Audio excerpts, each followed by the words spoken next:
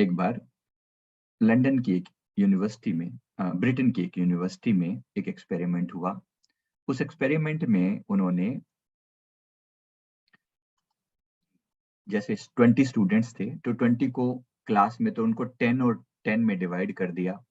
अब जो भी उनकी क्लास रही होगी, मुझे एग्जैक्ट क्लास का फंडा नहीं याद कि कौन सी क्लास में थे, लेकिन वो जिस क्लास में थे, मान लीजिए वो 9th क्लास में थे, तो जो 10 स्टूडेंट्स अलग किए गए, 10 और 10 के दो ग्रुप बनाए गए, तो पहले 10 ग्रुप ए जो था, उनको बोला गया कि ये जो कुछ क्वेश्चंस हैं, ये क्वेश्चन जो हैं ये एक्चुअली 7th और 8th स्टैंडर्ड में आने वाले क्वेश्चंस हैं, और वो इतने इतने सिंपल हैं कि कोई भी पर्सन इसको इजीली सोल्व कर लेगा।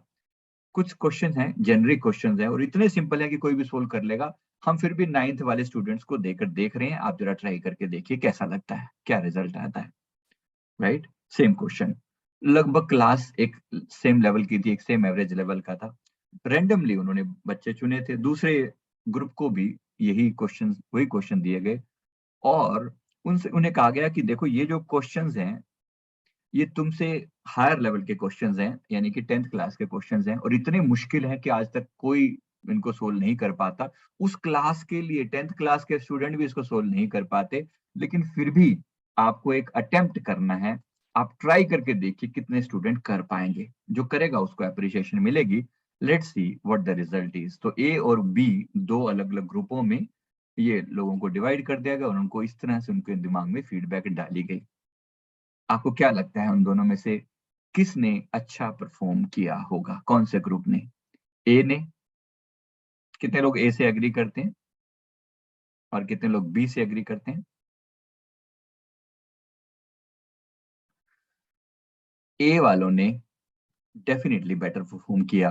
The result was something like 18-20, कि उसमें 10 में से 8 स्टूडेंट्स ने जो है वो क्वेश्चन पेपर सोल्व कर दिया, जो पहला ए ग्रुप था। और जो बी था, उसमें से समझ सकते हैं कि लगभग 2 या 3 स्टूडेंट ने किया, क्योंकि पहले से ही कहकर उनका मोरल डाउन कर दिया गया था। मेरी बात समझ में आ रही है, मैं क्या कहना चाहता हूँ? समझ में आ रहा है? जब आपने जब आपने डे वन से अपने आप को मान लिया कि क्वेश्चन पेपर तो डिफिकल्ट है ही सही, मैं तो कर ही नहीं सकता, डे वन से पहली अजम्पशन ही यही है, तो अकॉर्डिंगली सारा रिजल्ट वहां से चेंज हो जाता है। राइट? तो इसको जरा ध्यान से समझें कि किस तरीके से स्ट्रेटजी बनाई जाती है। दिमाग में बार बार एक भूत की तरह से वो सवाल जो है वो दिमाग में डाला जाता है कॉन्टिन्यूसली, कि अरे बहुत बहुत बहुत टफ है, एग्जाम तो बस लोगों का खून निचोड़ लेता है ऐसे करके, और ऐसी ऐसी चीजें एग्जाम के बारे में बोली जाती है कि एग्जाम के नाम पर लोगों को डर लगना शुरू हो जाता है। People are afraid of exams. अभी सिंपली बोला, चलिए आपका एक एग्जाम है अभी, बड़े बड़े लोगों की हार्ट बीट बढ़ जाती है उस समय में, जैसे हम एग्जाम की बात करते हैं। फर्क क्या है? फर्क सिर्फ ये है कि वो उनके दिमाग में फीड बड़ा नेगेटिव गया हुआ है एग्जाम को लेकर, इतना नेगेटिव फीड कि एग्जाम बहुत हुआ है। अब आप जानते हैं हमारे माइंड के साथ एक प्रॉब्लम है। हमारे माइंड के अंदर एक फाइट और फ्लाइट मैकेनिज्म होता है। जब जब इसको इसके लिए डर का माहौल क्रिएट किया जाए ना, जब जब ऐसी सिचुएशन पैदा हो जहां डर डर वाली सिचुएशन हो, तो ये अपने ब्रेन में एक खास तरह का केमिकल इंजेक्ट करता है, एड्रेनल, और उसका मतलब होता है फाइट और फ्लाइट। अब या तो लड़ो और या भाग जाओ, या तो लड़ो या भाग जाओ। और जब जब ऐसी सिचुएशन पैदा होती है, जैसे मान लीजिए आप घर जा रहे थे, रास्ते में गली में कुत्ता आ गया, तो कुत्ता आपको देख के गुर्रा रहा है, या तो आप उसे लड़ सकते हैं या भाग सकते हैं। तो उस समय आप नॉर्मल नहीं रहेंगे, कुछ और ढंग से रिएक्ट करेंगे। अब मैं कहूँ कि ये कुत्ता जो मैं यहाँ पर यूज कर रहा हूँ, सिमिलर सिचुएशन हमारे दिमाग में डाली गई है एग्जाम के लिए।